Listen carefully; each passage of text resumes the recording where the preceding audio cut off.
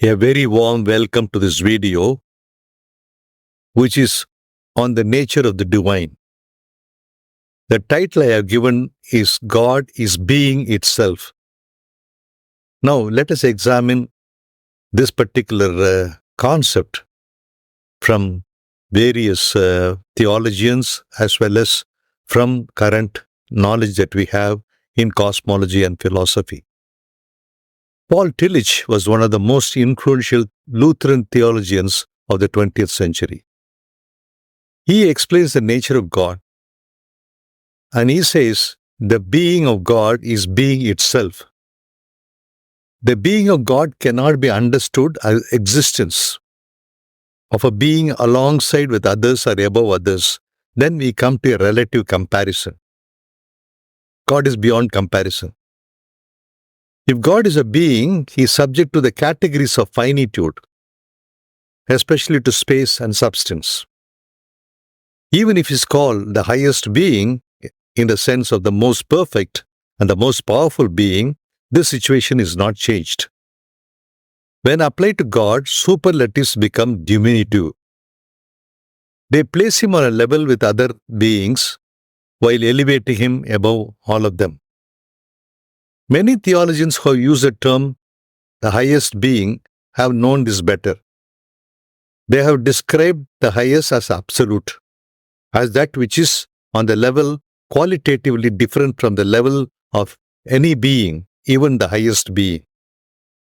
Whenever infinite or unconditional power and meaning are attributed to the highest being, it has ceased to be a being and has to become being itself, nothing beyond itself. Many confusions in the doctrine of God and many apologetic weaknesses could be avoided if God were understood, first of all, as being itself or as the ground of being. The power of being is another way of expressing the same thing in a circumscribing phase. Ever since the time of Plato, it has been known, although it has been disregarded, especially by the nominalists and their modern followers, that the concept of being as being or being itself points to the power inherent in everything, the power of resisting non-being. So when you say this, it has to transcend beyond a concept of a being. Therefore, instead of saying that God is, first of all, being itself, it is possible to say that is the power of being in everything and above everything, the infinite power of being. I know it is a bit confusing when you give all these particular explanations around the concept, which is very difficult to understand through a literal interpretation. But this is limited. But we'll see how we can transcend this phase. So we have a 21st century view. The concept of God as being itself is rooted in both modern cosmology and philosophy of religion. The idea draws on philosophical reflections on the nature of existence and understanding of God as the ground of all being.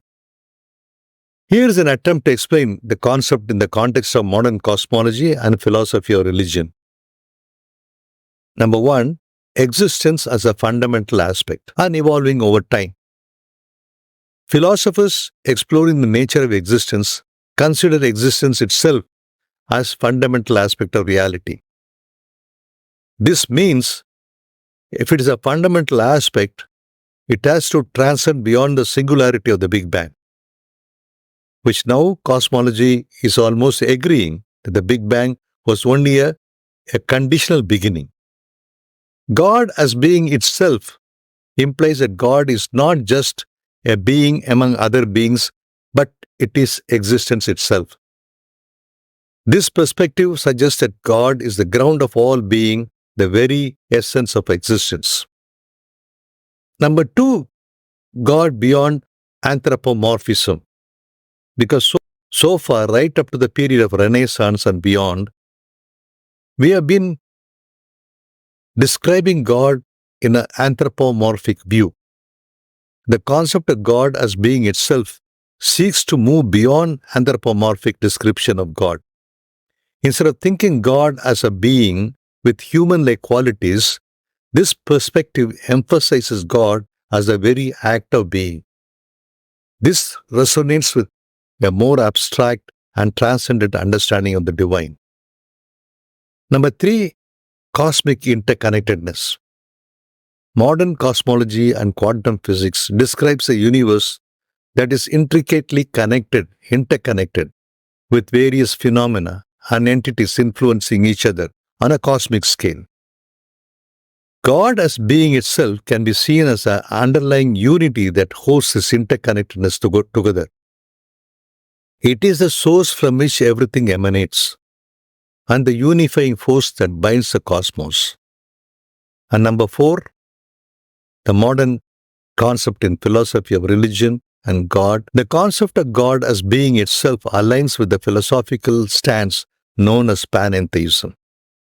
Panentheism posits that God is both immanent within the created world and transcendent beyond it.